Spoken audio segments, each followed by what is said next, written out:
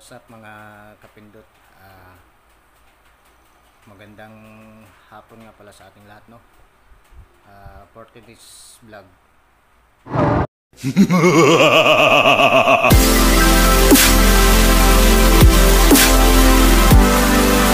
ang ating external mic, ito siya. So susubukan natin to kung maganda na ang tunog nito, hindi na siya basag at kung hindi na siya garalgal. So yun, susubukan natin to ngayon. Ito yung bago kong gawa na na external mic. Yung pinakaulo niya, ito yung sa Boya mic. Tapos ito namang yung sa mic jack niya na 2.5mm. Galing naman to sa in-order natin sa Lazada. So pinutol ko dun sa kabila, pinutol ko rin sa kabila. Gago! Kasi magkapareha sila ng ng wire, puro makakapal. So kaya yun, dito ko nilipat para umiksi rin yung wire. Yan na yung pinaka wire. Yan. So sasamahan nyo ako sa pag audio test natin ngayon. Susubukan natin, tatry natin kung mag-i-improve ba yung audio natin sa ating camera sa pagbablog natin, kung lilinaw yung boses natin, hindi siya magiging basag. Pwede na! Patagalin to mga kapindot. Tara, samahan nyo ako mag try nito. Natin, susubukan natin. So yun lang mga kapindot, sana samahan nyo ako sa pagre-review nito, sa tungkol sa audio test nito, kung mag-i-improve yung audio natin. So yun lang mga kapindot, tara samahan nyo ako, huwag na natin patagalin to. Sige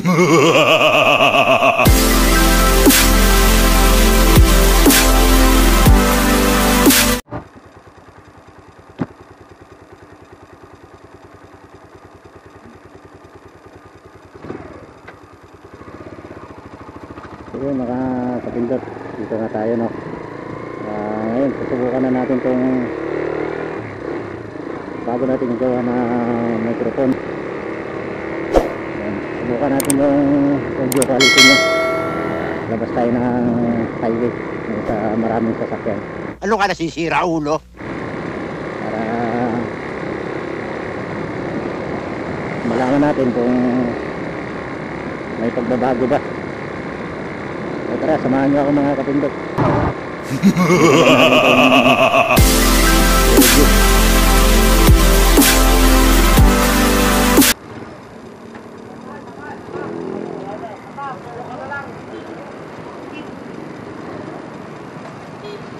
So yung ginamit ko pala nitong pinakaulo ng mic ay yung sa Boya mic ko. Tapos yung pinaka-jack nito galing naman sa isang mic. Wow naman! Sa in-order natin sa Lazada, yung 3 meters ang haba. So ilalagay ko sa screen, ipapakita ko sa inyo kung ano yung mga ginagamit kong mic. Bali tatlo siya, tatlong mic yung klase. Yung stock na external mic, tapos yung sa Lazada na in-order ko, 3 metro ang haba ng cord nya, at saka yung Boya mic natin. Ito ngayon yung ginagamit natin, yung Boya mic, yung pinaka-head nya, pinaka-ulo nya. So kawid tayo. So dito natin susubukan to kung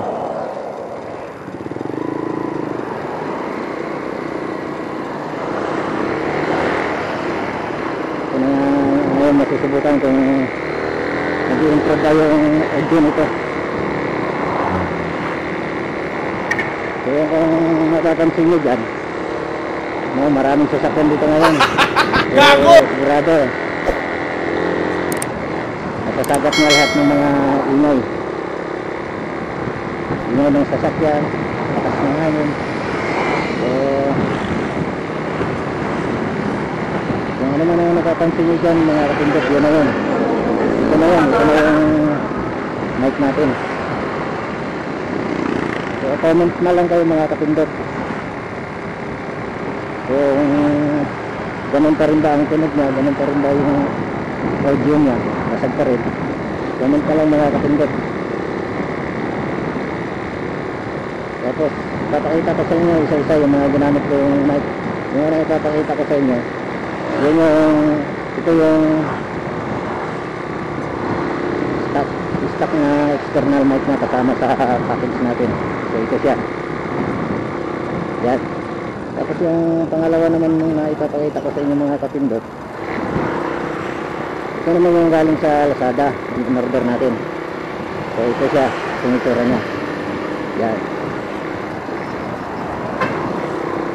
Tapos yung pangatlo naman mga kapindot, yung pangatlo nito pakita ko sa inyo, yan naman yung Sabuya mic. Ito siya, yung itsura nya. Yan, ginalutan ko na yan. Sobrang liit nya. Nilagyan ko ng foam. Yan, yung pinaka mic jack nyan, yung 2.5mm, yun yung galing sa isang mic in-order natin sa Lazada. So yun. Tapos papakita ko sa inyo yung tatlong klase ng mic na nag-experiment natin. So ito sila. Yan. So ngayon balik na tayo.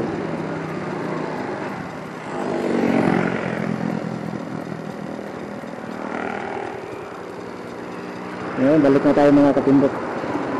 Siguro sapat na yung tinakbo natin para malaman natin kung may pagbabago na ba sa audio natin. Kung quality na ba yung natin, audio. Sana nga may pagbabago na mga kapindot. Paraan. Kilala kong kaliskis mo, hoy. Pinagkakahoy-kahoy ko na lang.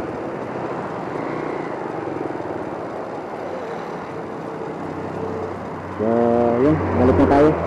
At may isa shoutout na pala ako. Shoutout na pala kay James Motovlog. At saka kay ano ba yun? Gago! Hunternet TV. Yan, shoutout sa inyo dalawa mga idol. Ride safe din sa inyo. Salamat rin sa pagbisita nyo sa aking munting channel, sa aking official. Ayun. Sana ay andyan kayo palagi makasuporta sa akin.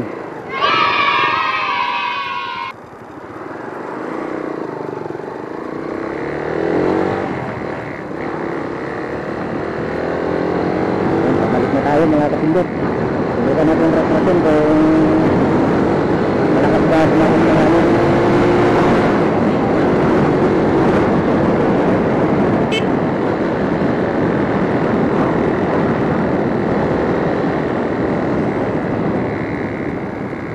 so yun, kung mapapansin nyo dyan mga kapindot,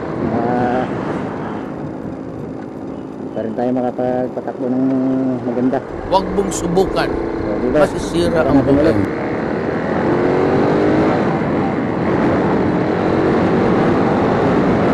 Lalagay rin naman ng video nito mga kapindot sa isang mic, para natin silang dalawa may pagbabago ka. Yun, lakas ng ayaw nito mga kapindot. Tignan ko naman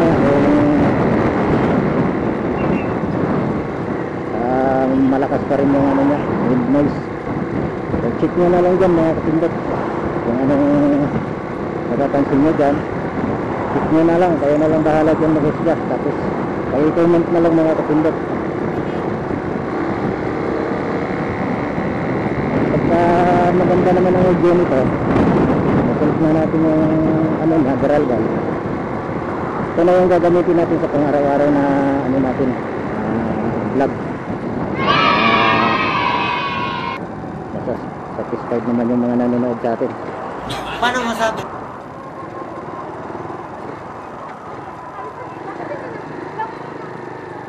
So dito na tayo.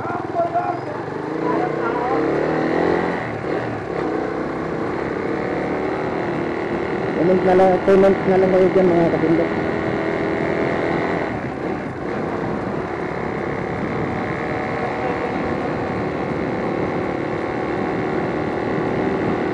Sana gumanda mga audio na ano natin. Will you please repeat? Hindi na siya basag para satisfied naman yung mga nanonood sa atin. Will you Hindi please naman repeat? yung gusto natin, yung kailangan natin kapag tayo nagbablog. Dapat malinaw ang boses natin para maintindihan nila kung ano mga sinasabi natin. Wow So, naman! yun lang mga kapindot. Wow! Oo. Wow!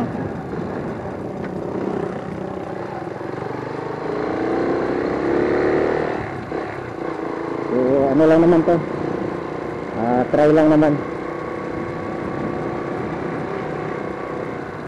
Short na lang to, short audio piece. Gago!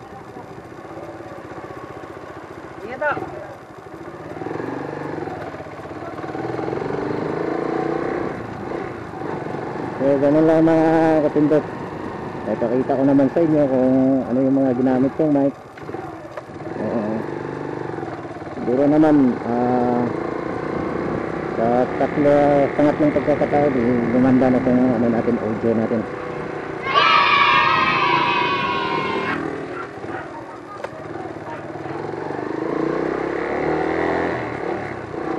May isa pa naman tayong option pagka hindi pa rin maganda yung audio nito.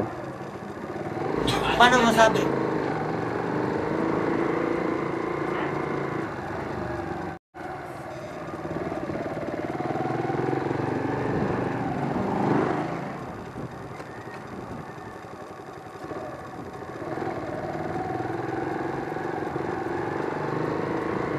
So may last option pa tayo mga kapindot. Ang last option nito pagka hindi na pa rin maganda ang audio natin, paano na natin ipagawa na natin, palitan na natin ng microphone jack,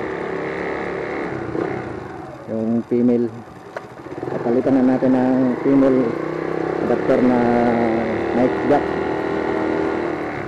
yung 3.5, pero bilog pa rin yung PRS na siya. Meron gumagawa nito dito lang din sa bandang Cavite lang din.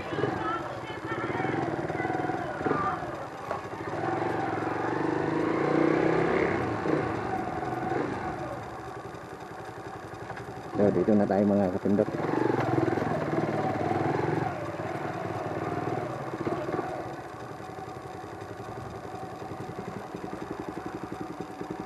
So hindi ko na patatagalin ito mga kapindot, hanggang dito na lang yung vlog natin, yung review natin tungkol sa ating external mic na ginawa. So muli maraming salamat sa inyong panonood mga kapindot.